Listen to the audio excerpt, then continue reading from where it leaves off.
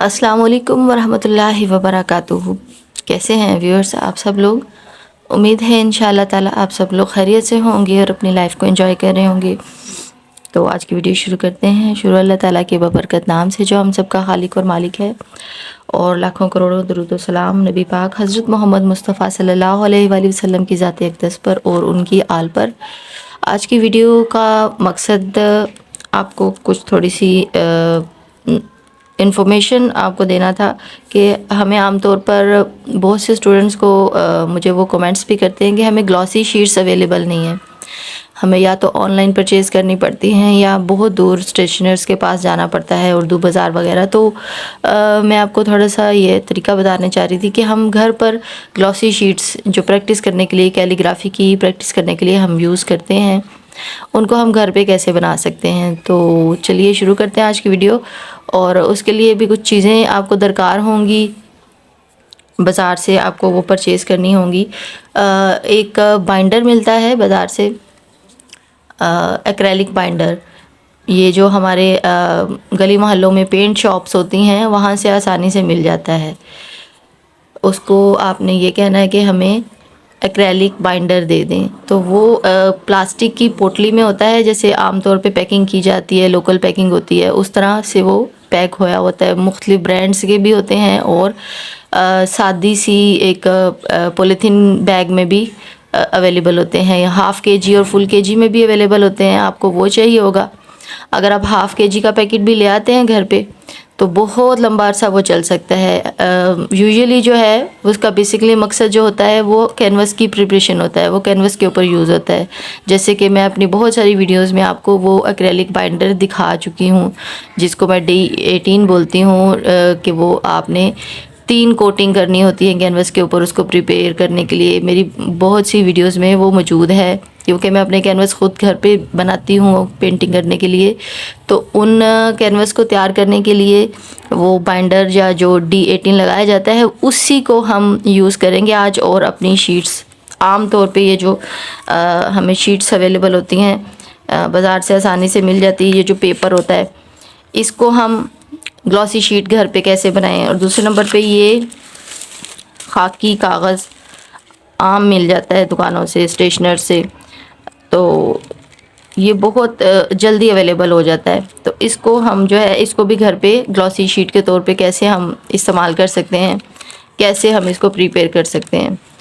तो हम वो जो एक्रेलिक बाइंडर है उसको यूज़ करेंगे आज। ये देखें, इसके दो तरफ होते हैं ना, एक बिल्कुल मैट होता है और एक ग्लॉसी होता है जिसमें शाइन होती है। हम इसके ऊपर ये जो शाइन वाला हिस्सा होता है इस पर लगाएंगे वो एक्रेलिक बाइंडर, और इसको हम अपने कैलीग्राफी की प्रैक्टिस के लिए रेडी टू यूज़ करेंगे। तो हम इसको अब कैसे तैयार करते हैं मैं आपको दिखाती हूँ। वो एक्रेलिक हमने कैसे लगाना है। जी, ये है ब्रश, पेंट ब्रश जो होता है उसकी मदद से हम इसको लगाएंगे इस शीट के ऊपर। और ये एक्रेलिक बाइंडर या D18 जो मैं आपको बताती हूँ, ये मैंने पानी के साथ मिक्स किया हुआ है ये बाल्टी में। तो इसको लगाएंगे हम। ये ना तो बहुत पतला होना चाहिए और ना बहुत गाढ़ा होना चाहिए, ये मुनासिब सा होना चाहिए। तो इसको हम अब अपनी शीट्स के ऊपर लगाते हैं। इसको तैयार करने का तरीका भी मैं आपको अपनी बहुत सारी वीडियोस में बता चुकी हूँ। कैनवस की प्रिपरेशन के लिए जो हम बाइंडर तैयार करते हैं या D18 एक्रेलिक तैयार करते हैं, वही D18 जो है, इसकी कंसिस्टेंसी देखें आप।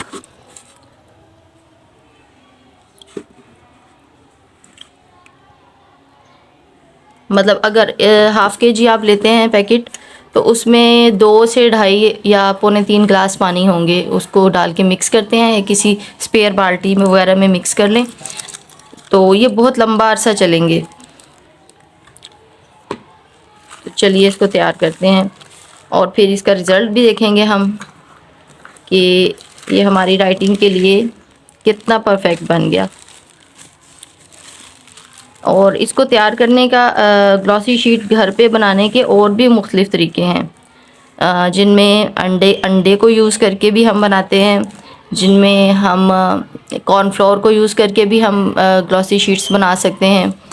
तो आज मैं आपके साथ ये तरीका शेयर करने वाली हूँ कि हमने बाइंडर को लगाकर कैसे घर पर ग्लॉसी शीट तैयार करनी है।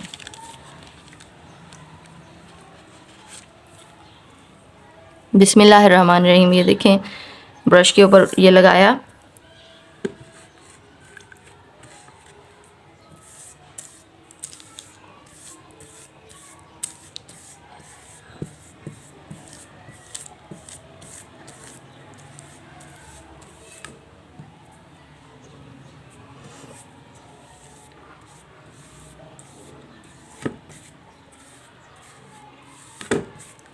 अभी हम इसको होने के लिए रखेंगे साइड पे, और आपको बाद में मैं इसका रिज़ल्ट भी दिखाती हूँ कि क्या रिज़ल्ट रहा इसका। और अब मैं आपको ये जो सादा सी पेपर मिलती है ना, हमें रिम भी मिल जाती है पूरी बाज़ार से।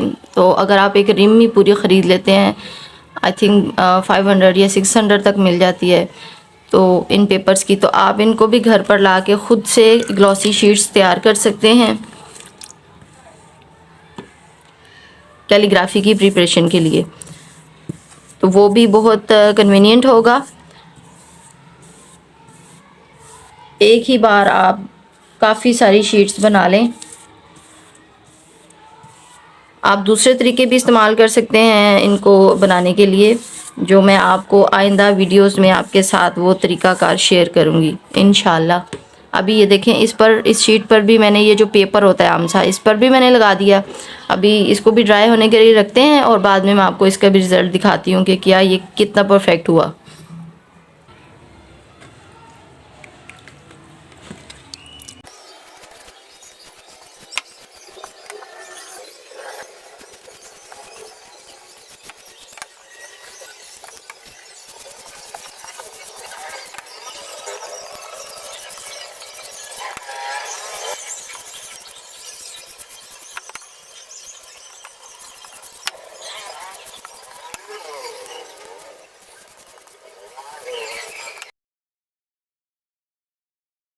जी व्यूअर्स, ये हमारी शीट्स जो हैं ड्राई हो चुकी हैं, तो इनका रिज़ल्ट देख लेते हैं हम क्या है।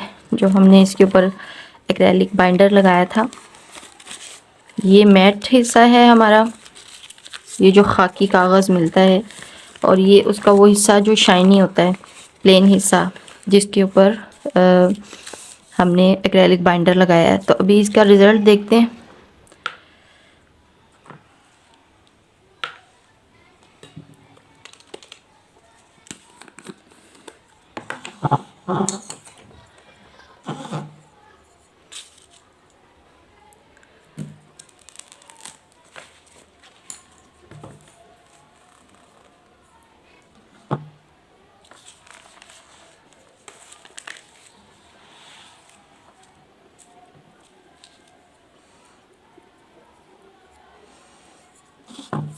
बिस्मिल्लाहिर्रहमानिर्रहीम।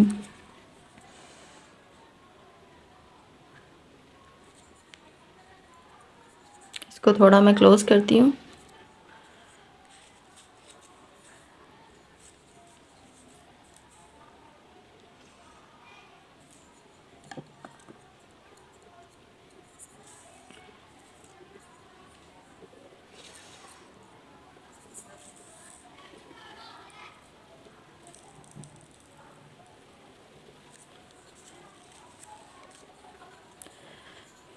ये इंक थोड़ी सी लाइट है, मैं थोड़ी डार्क इंक लेके आती हूँ।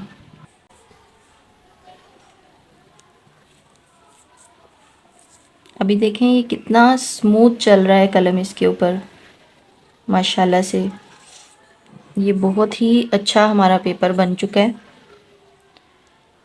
अब भी मैं आपको वो पेपर दिखाती हूँ। यहाँ ये देखिए,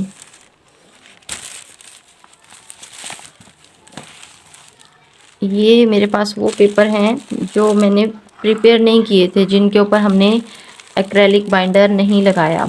ये वो पेपर हैं, बिल्कुल मतलब सादे। अभी मैं आपको उस पर लिख के दिखाती हूँ और आप फ़र्क देखिए।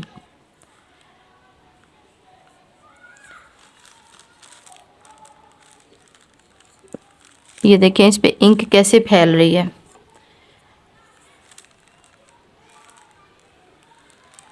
और मेरा कलम भी ठीक तरह से चल नहीं पा रहा, अटक रहा है। ये थोड़ा सा आप इसको देखें।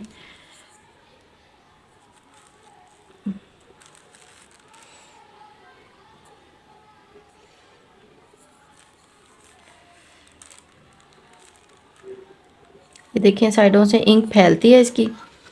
ये बिल्कुल सादा वाला पेपर है। देखिए इंक फैलती चली जा रही है और हमारा कलम भी फ्लो में नहीं है, खुश्क हो जाता है बहुत जल्दी, कलम ड्राई हो जाता है, इंक को वो सक कर लेता है पेपर। और ये प्रिपेयर नहीं है। अच्छा, जो प्रिपेयर किया है हमने, जो तैयार किया है हमने घर पे खुद, उसका रिज़ल्ट देखें।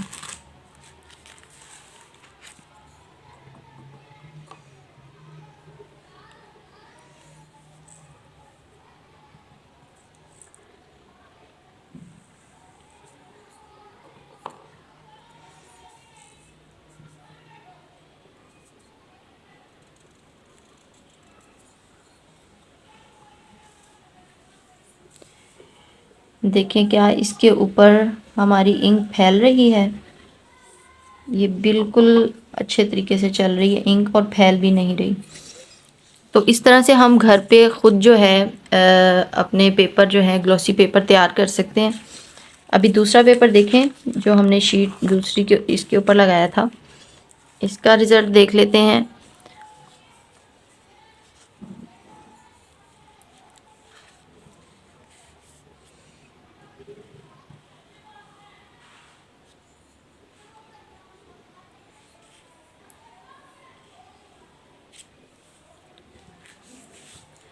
अगर हम चाहें, अगर हमें लगे कि ये अभी भी इतना ग्लॉसी नहीं हुआ, स्मूथ नहीं हुआ सरफेस, तो आप इसके ऊपर अपने एक्रेलिक बाइंडर की एक और तह लगा सकते हैं।